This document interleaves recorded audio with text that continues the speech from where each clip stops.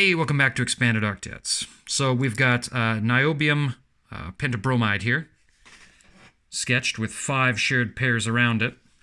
We've got 5 total pairs. All 5 are shared. 0 are non-bonding pairs. Let's draw our central atom, our niobium. There we go. Now, if we're going to try to draw this in 3 dimensions, this is going to be a bit of a challenge for me here. So I'm going to draw my first bromine being projected kind of north, and our second bromine being projected south. Now our remaining hydrogens here are going to be projected, oops, this should be flat out like this, there you go.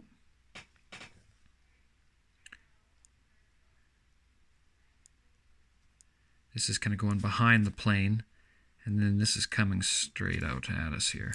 So we've got a bond angle here of 120 degrees, bond angle here and here, all of 120 degrees. But this bond angle here between this pair and the 3 in the central plane is actually at 90 degrees. This one here would be at 90 degrees. So what we have here is a triangular-based kind of, here's our 3 in the central plane. Here's the one that's projected up, forming, much like before, a triangular pyramid. Here's our one projected downwards, again forming another triangular pyramid, but this time pointing downwards. So this we call trigonal bipyramidal. It's made up of 2 different bond angles. It's got bond angles at 90 degrees, and it's got bond angles at 120 degrees. Now, because it has an additional pair of electrons around the central atom, that extra pair has to come from a hybridized d orbit. Remember, there's 5 different suborbits in the d shell. One of those suborbits was necessary to occupy one of those hybrid electron pairs to make that 5th bond around our central atom. Sulfur hexafluoride. Here we've got 6 pairs around the central atom. 6 of them are bonds. 0 of them are non-bonding pairs. So let's see. Here we've got our central atom. Much like before, we're going to draw one of the fluorine projected up, one of the other fluorine projected down. We're going to draw a little forced projection bond behind the plane.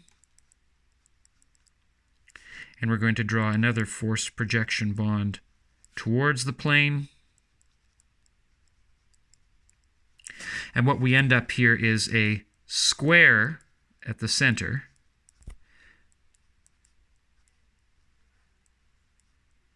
And here we have a square-based kind of pyramid going up, and going downwards we have another square-based pyramid, forming 1, 2, 3, 4, 5, 6, 7, 8, an 8-sided geometric figure, which we call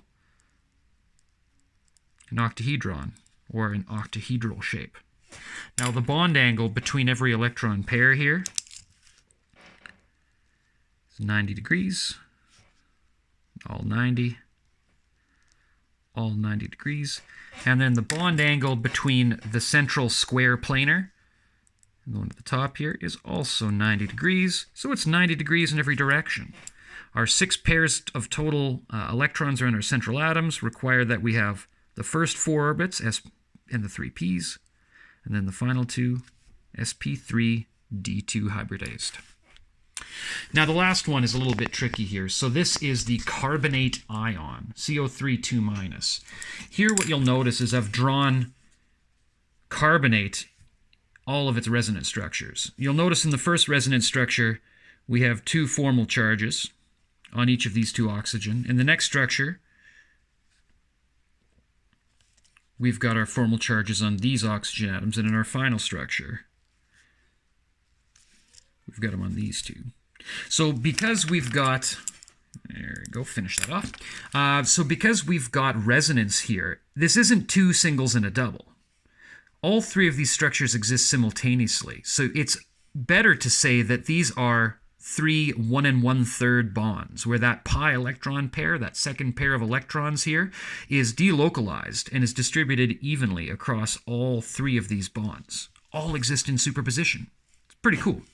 Meaning all three of these bonds are perfectly symmetrical and no oxygen atom has a permanent -1 charge. They all have those electrons evenly distributed across them. That's resonance.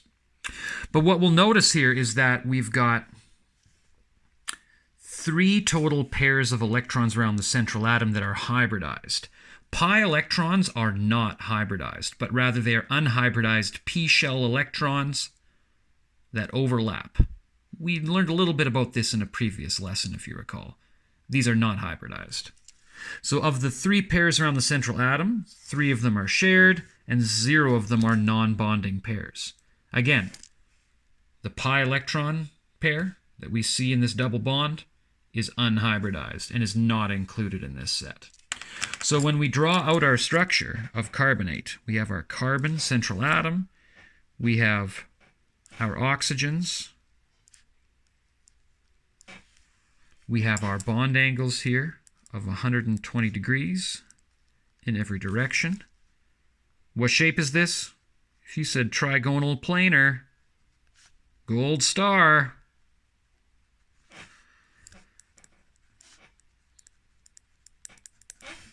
So this would be, I would say, a hard one. It involves unhybridized electron pairs in resonance. I probably wouldn't ask you to do this on a test, but I am going to show you anyway. Thanks, guys. Good luck.